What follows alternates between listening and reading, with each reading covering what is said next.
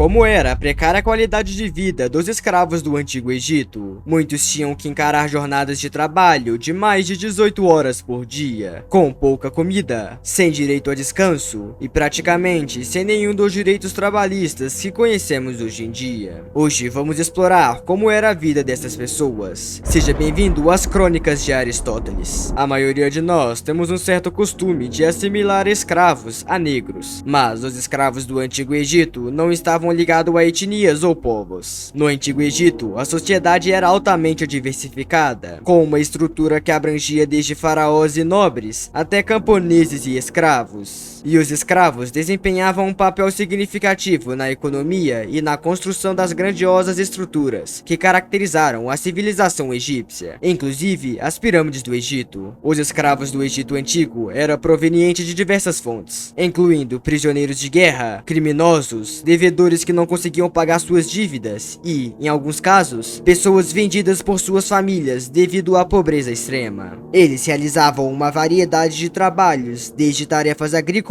até a construção de monumentos e pirâmides. Muitos escravos eram empregados em projetos monumentais, como a construção da pirâmide de Gizé, templos e túmulos dos faraós. A vida dos escravos era extremamente árdua e muitas vezes brutal. Eles enfrentavam longas horas de trabalho pesado sob condições difíceis. As punições para os escravos podiam ser severas, incluindo chicoteamento e outras formas de tortura que nem posso citar aqui neste vídeo. No entanto, é importante ressaltar que nem todos os escravos viviam em condições terríveis. Alguns escravos podiam ser bem tratados e ter certos direitos, como casar-se, ter propriedades e até mesmo comprar sua liberdade. A sociedade egípcia, embora baseada na escravidão, também reconhecia o valor do trabalho livre. Muitas pessoas optavam por trabalhar como servos contratados ou artesãos livres, em vez de se tornar escravos. A religião desempenhava um papel crucial na vida dos escravos, assim como para toda a sociedade egípcia. A crença na vida após a morte e no julgamento final levava os escravos a aceitarem sua situação como parte de um ciclo maior de existência, muitas vezes buscando consolo na esperança de uma vida melhor após a morte. Apesar das dificuldades enfrentadas pelos escravos, a sociedade egípcia antiga não era unicamente definida pela escravidão. Havia uma complexa rede de relações sociais e culturais que incluíam uma variedade de ocupações e posições dentro da sociedade. A diferença entre um servo e escravo estava na liberdade de ir e vir. O servo era um empregado livre que pode deixar o seu senhor quando bem entender. Já o escravo era uma propriedade de alguém e não tinha liberdade. No entanto, muitos desses trabalhadores do palácio eram escravos, que ocupavam posições proeminentes e teriam muito prestígio. Os escravos vinham de muitas etnias diferentes e serviam aos seus senhores em muitas funções, de acordo com suas habilidades. Esses senhores eram autorizados a utilizar as habilidades de seus escravos e empregá-los de maneiras diferentes, incluindo serviços domésticos e mão de obra. Além disso, os senhores foram proibidos de forçar as crianças escravas a trabalho físico agressivo. Essa visão de vida dos escravos no Egito Antigo oferece um panorama complexo e multifacetado de uma sociedade onde a escravidão desempenhava um papel central, mas não definia exclusivamente a experiência de todos os indivíduos que compunham essa civilização antiga. Condições de moradia. As condições de moradias dos escravos variam amplamente. Alguns viviam em habitações simples e precárias, próximas aos locais de trabalho, enquanto outros, especialmente aqueles empregados em casas de famílias nobres, poderiam ter alojamentos um pouco melhores. No entanto, geralmente não desfrutavam de conforto ou privacidade significativa, vivendo em espaços apertados e muitas vezes insalubres. Relações familiares. A estrutura familiar dos escravos era frequentemente desarticulada devido à natureza de sua condição. Muitas vezes, as famílias eram separadas, vendidas para diferentes proprietários, ou mesmo para diferentes regiões do Egito. Apesar disso, os escravos ainda mantinham laços familiares, muitas vezes encontrando maneiras de se comunicar, ou até mesmo, em alguns casos raros, sendo autorizados a viver juntos. A aquisição dos escravos.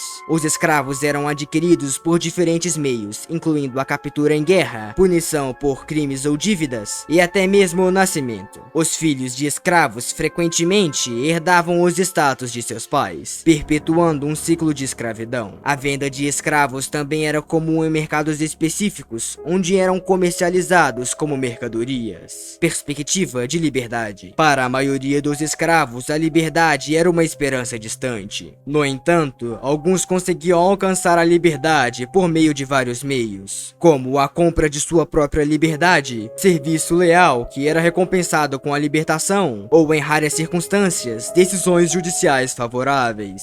Papel das mulheres escravizadas. As mulheres escravizadas enfrentavam desafios únicos. Além de realizarem tarefas domésticas e trabalhos agrícolas, muitas vezes eram sujeitas a abusos físicos e sexuais, e muitas vezes apenas utilizada para a procriação, resultando em crianças que herdavam o status de escravas. Educação e conhecimento. Era extremamente raro que os escravos tivessem acesso à educação formal. No entanto, alguns escravos que serviam em posições mais privilegiadas, como escribas ou assistentes pessoais, podiam adquirir conhecimentos básicos de leitura e escrita, o que era uma exceção à regra geral. Resistência e revoltas. Apesar das condições desfavoráveis, houve casos de resistência e até mesmo revoltas de escravos no Egito Antigo. Embora muitas dessas rebeliões tenham sido reprimidas severamente, elas evidenciaram a insatisfação e a busca por liberdade por parte dos escravos. Legado e impacto histórico. O legado dos escravos no Egito Antigo é uma parte vital da história e da compreensão da sociedade egípcia. Seus esforços e contribuições, muitas vezes ignorados ou minimizados, tiveram um papel significativo nas construções das maravilhas arquitetônicas e na economia do período. Integração na economia. Embora marginalizados, os escravos desempenhavam um papel crucial na economia do Egito Antigo. Suas contribuições eram fundamentais para manter a produção de alimentos, a construção de monumentos e a extração de recursos naturais, sustentando a estabilidade econômica do império. Migração e deslocamento. Muitos escravos eram deslocados de suas terras de origem para regiões distantes dentro do Egito, e isso resultava na perda de suas raízes culturais e familiares, aumentando o isolamento social e emocional desses indivíduos. Assistência social e cuidado com os escravos. Embora raro, em alguns casos, os escravos recebiam assistência social de organizações religiosas ou beneficentes. Além disso, havia registros que indicavam alguns proprietários que demonstravam certa preocupação com o bem-estar de seus escravos, oferecendo cuidados médicos ou melhores condições de vida.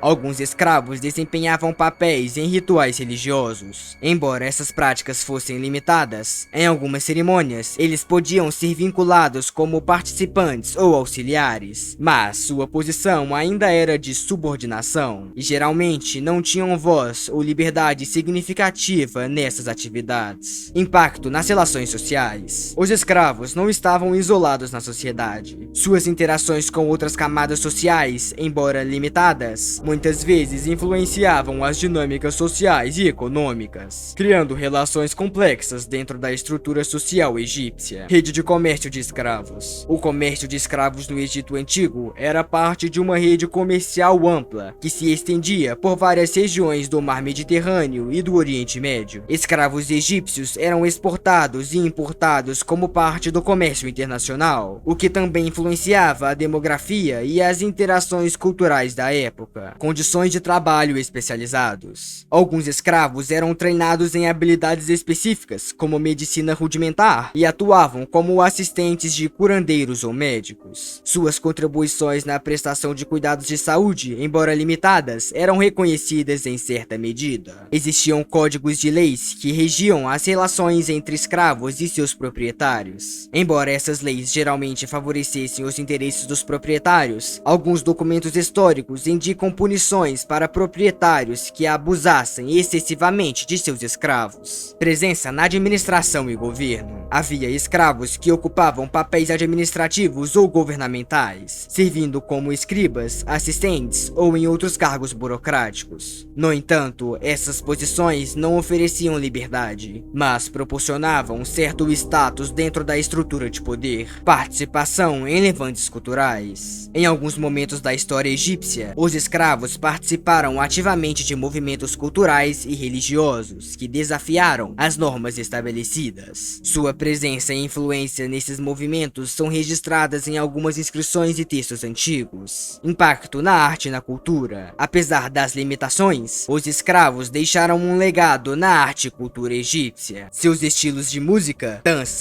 e algumas tradições culinárias influenciaram aspectos da cultura egípcia que perduraram por gerações. Esses detalhes adicionais destacam aspectos menos conhecidos da vida dos escravos no Egito Antigo, revelando nuances e contribuições muitas vezes esquecidas ou negligenciadas dentro dessa sociedade complexa e estratificada. Esses aspectos oferecem uma visão mais detalhada sobre a vida dos escravos no Egito Antigo, destacando os desafios enfrentados em diferentes aspectos de suas vidas e as nuances dentro desse sistema social complexo. A morte de Cleópatra VII em 30 a.C. fez com que o milenário Império Egípcio chegasse ao fim após vários anos de fome, mas um novo estudo sugere que um fator muito importante, até então desconhecido, foi crucial para o fim do Egito Antigo: as erupções vulcânicas. No verão de 44 a.C., o rio Nilo, base da sociedade naquela parte do mundo, não inundou como deveria, prejudicando as colheitas. Consequentemente, não havia como alimentar as pessoas, preencher os celeiros dos sacerdotes ou pagar impostos. A nova pesquisa mostra que algumas erupções vulcânicas, mesmo que longe dali, interferiram na dinâmica do rio Nilo. E foi exatamente isso que aconteceu durante o reinado de Cleópatra. O monumento conhecido como Al-Miquias, ou Nilômetro Islâmico, a peça artística guardava registros valiosos dos picos de verão no Nilo, desde o início do século VII, o que viabilizou a criação das relações entre o fluxo do rio Nilo e os anos que houve uma erupção em algum lugar do planeta. Mas é claro que as causas naturais não foram as únicas responsáveis pelo declínio do Império Egípcio. O sucesso dos romanos, que estavam marchando por toda a Europa e Mediterrâneo, também o impactou, mas a falta de chuvas não ajudou em nada o governo de Cleópatra VII. Ainda porque, quando a enchente do Nilo era boa, o Vale do Nilo era um dos lugares mais produtivos da agricultura no mundo antigo. E assim se deu ao fim do Antigo Egito e a escravidão que existia naquela época. Esse foi mais um vídeo de As Crônicas de Aristóteles.